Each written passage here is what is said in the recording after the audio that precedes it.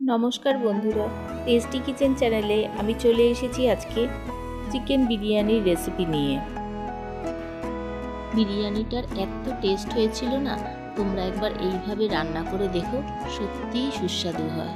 বিরিয়ানি রান্নার জন্য প্রথমেই আমি একটা আলু এইরকম 4টে টুকরো হবে এরকম সাইজ করে কয়েকটা আলু কেটে নেব। তারপর এখানে আমি 6টা চিকেন লেগ পিস নিয়ে নিয়েছি। এখানে বেশ কিছুটা পরিমাপ পেঁয়াজ আমি কুচিয়ে নিয়েছি আর কিছু রসুন ছাড়িয়ে নিয়েছি। পেঁয়াজটা এখানে বেশি পরিমাণে নিয়েছি, কেননা বেরেস্তাটা আমি বানিয়ে নেব। এখানে আমি নিয়ে নিয়েছি আদা, টমেটো আর কাঁচা লঙ্কা। এই সমস্ত আদা, টমেটো, কাঁচা লঙ্কাগুলোকে একটা মিক্সিং জারের মধ্যে দিয়ে বেশ ভালো করে পেস্ট করে নেব। তাতে আমি বেশ কিছুটা পরিমাপ পেঁয়াজ আর রসুনের টুকরোগুলোও দিয়ে দেব। আগে থেকেই একটা মিহি পেস্ট রেডি করে রেখে দেব। এইবারে চিকেনগুলোকে ম্যারিনেশনের জন্য একটা আলাদা পাত্রের মধ্যে তুলে নেব। এইবার সমস্ত মাংসগুলো একটা পাত্রের মধ্যে তুলে নিয়ে তাতে 1 চামচ হলুদ গুঁড়ো, 1 চামচ কাশ্মীরি লঙ্কার গুঁড়ো, 1 চামচ মরিচ গুঁড়ো, 1 চামচ ধনে গুঁড়ো, 1 চামচ জায়ফল জয়িত্রীর গুঁড়ো, 1 চামচ নর্মাল নুন, হাফ চামচ বিট নুন, হাফ চামচ গরম মশলার গুঁড়ো আর আগে থেকে পেস্ট করে রাখা সমস্ত মশলাটা এর মধ্যে দিয়ে দেব। এইবারে এর সাথে আমি হাফ কাপ পরিমাপ সর্ষের তেল, একটু কাসুরি মেথি ভালো করে হাতে ঘষে নিয়ে দিয়ে দেব আর হাফ কাপ পরিমাপ দই খুব ভালো করে ফেটে নেব। এটা সমস্তটা মাংসের সাথে মিশিয়ে দেব। সমস্ত মশলা দেওয়া আমার কমপ্লিট হয়ে গিয়েছে। এবার মাংসের মধ্যে মশলাগুলো হাতের সাহায্যে খুব ভালো করে মাখিয়ে নিতে হবে। যতটা সুন্দর করে মশলাটা মাখানো হবে, মাংসটাও খুব সুন্দর ম্যারিনেশন হয়ে থাকবে। এবার ম্যারিনেশনের জন্য এটাকে আমি আধ ঘন্টা ফ্রিজের মধ্যে ঢাকা দিয়ে রেখে দেব। মাংসটা পুরো ম্যারিনেশনের জন্য আমার রেডি হয়ে গিয়েছে। এইবারে আমি একটা পাত্রের মধ্যে চালটা মাপ করে নিয়ে নেব। এখানে আমি প্রায় হাফ কেজি চাল নিয়ে নিয়েছি। এইবার সমস্ত চালটা বেশ ভালো করে জল দিয়ে ধুয়ে নেব। চালটাকে আমি 4-5 বার করে ভালো করে ধোবো। যতক্ষণ না চালের মধ্যে থেকে সাদা অংশগুলো চলে যাচ্ছে ততক্ষণ চালটাকে ধুতে থাকবো। চালটাকে পরিষ্কার করে ধুয়ে নিয়ে দেখব জলটা খুব স্বচ্ছ হয়ে গেছে। তখনই আমি চালের ধোয়াটা বন্ধ করে দেব। এইবারে চালটাকে আধ ঘন্টার জন্য ভিজতে দেব। আমি ভাতটা আগে থেকে রেডি করে নেব, তাই জন্য একটা পাত্রের মধ্যে জল দিয়ে গ্যাসের উপর বসিয়ে দিয়েছি। জলের মধ্যে আমি 2টো এলাচ, 3-4টে লবঙ্গ, একটু দারুচিনি দিয়ে একটা ঢাকা দিয়ে জলটাকে ফুটতে দেব। চালের পরিমাপ মতো আমি নুনটা জলের মধ্যে দিয়ে দেব। এইবার আগে থেকে ভিজিয়ে রাখা চালগুলো সমস্ত জলের মধ্যে দিয়ে দেব। এখানে আমি প্রায় 70% ভাতটা আমি রেডি করে নেব। তারপর ভাতগুলোকে একটা ছাঁকনির সাহায্যে ছেঁকে তুলে নেব। ভাতগুলো ছেঁকে তুলে নেওয়ার জন্য আমি একটা ফুটো বাটি নিয়ে নিয়েছি, সেইটা আরেকটা বাটির উপরে বসিয়ে নিয়েছি। এইভাবে আমি সমস্ত ফ্যানটা ছেড়ে নেব। এইবারে একটা কড়ার মধ্যে আমি বেশ কিছুটা তেল দিয়ে নেব।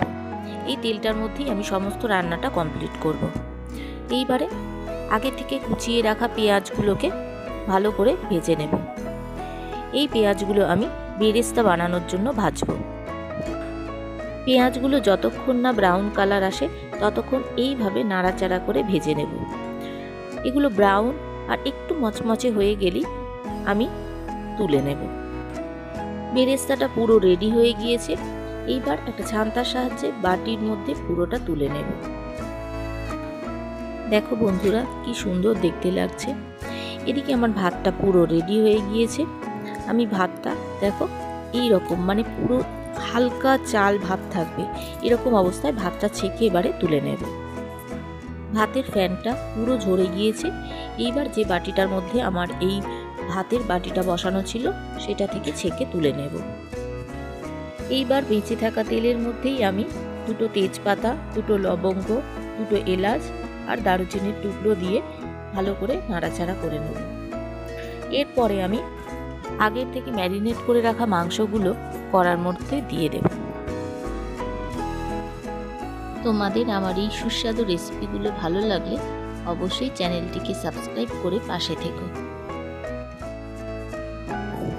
খুব ভালো করে নাড়াচাড়া করে সুন্দর করে কষিয়ে নেব। মাংসের টুকরোগুলো একটু বড় ছিল বলে কড়াটা পুরো ভরে গিয়েছিল, কিন্তু নাড়াচাড়া করতে করতে মাংসগুলো নরম হয়ে আসবে। দেখো বন্ধুরা, মাংস থেকে কেমন সুন্দর তেল বেরিয়ে এসেছে। এইবার মাংস রাখা বাটিটা একটু জলে ধুয়ে সেই জলটা মাংসের মধ্যে দিয়ে দেব।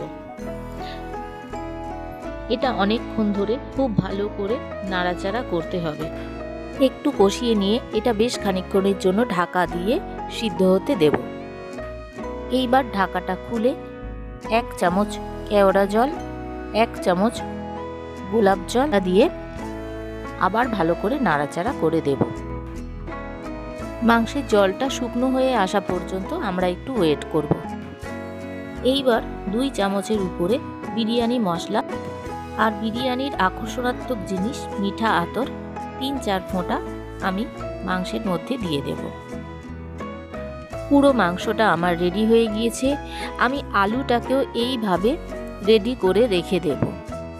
এদিকে আমি একটু গরম দুধ নিয়ে নিয়েছি, তার মধ্যে বেশ কিছুটা পরিমাপ কেশর আমি মিশিয়ে ঢাকা দিয়ে রেখে দেব। এই কেশরের সাথে আমি 1 চিমটে ফুড কালার ইউজ করেছি। এইবার একটা পাত্র নিয়ে নেব, সেটার মধ্যে আমি 2 থেকে 2.5 চামচ ঘি দিয়ে দেব।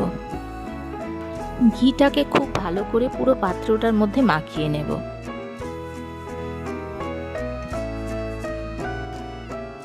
এইবার ভাতগুলোকে আমি আস্তে আস্তে লেয়ার দেওয়ার জন্য প্রথমেই ভাত বেশ কিছুটা দিয়ে নেব।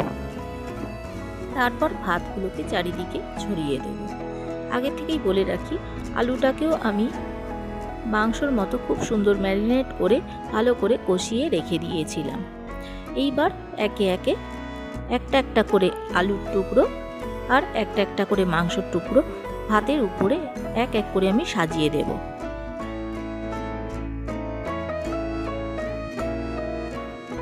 আবার এর উপরে বেশ কিছুটা পরিমাপ ভাত সাজিয়ে দেব।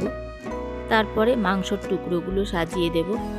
তারপরে আবারও ভাত দেব, আবারও আলু, মাংস, তারপরে মাংসর সমস্ত অংশটা দিয়ে তার উপরে পুরো ভাতের শেষ অংশটুকু সমস্ত দিয়ে উপর থেকে বেরেস্তা ছড়িয়ে লেয়ারটা কমপ্লিট করব।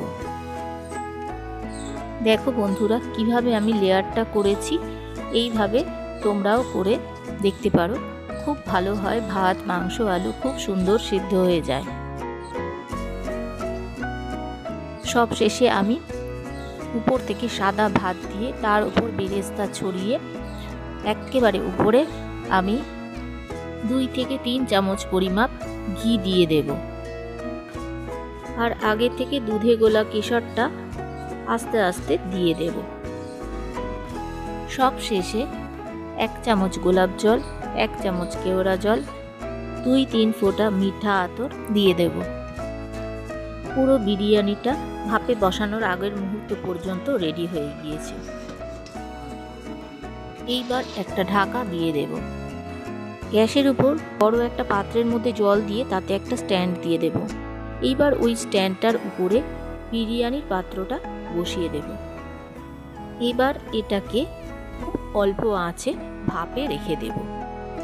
এইভাবে আমার পাত্রগুলো আধ ঘন্টা থেকে 1 ঘন্টার উপরে ভাপে থাকবে। দেখো বন্ধুরা, রেডি হয়ে গেছে আমার বিরিয়ানি। এইবারে আমি গরম গরম সার্ভ করব। তোমাদের আমার এই বিরিয়ানির রেসিপিটা কেমন লাগলো অবশ্যই একটা কমেন্ট করে জানিও। আর আমার চ্যানেলে নতুন বন্ধু হলে অবশ্যই চ্যানেলটিকে সাবস্ক্রাইব করে পাশে থাকা বেল অপশানটি অন করে রেখো। আমি যখনই নতুন কোনো ভিডিও দেব যাতে তোমাদের কাছে সহজেই পৌঁছিয়ে যায়। ভিডিওটি ভালো লেগে থাকলে অবশ্যই শেয়ার করে দিও। ততক্ষণ ওয়েট করো, আমি আবারও আসছি পরের ভিডিও নিয়ে। সকলকে অনেক ধন্যবাদ।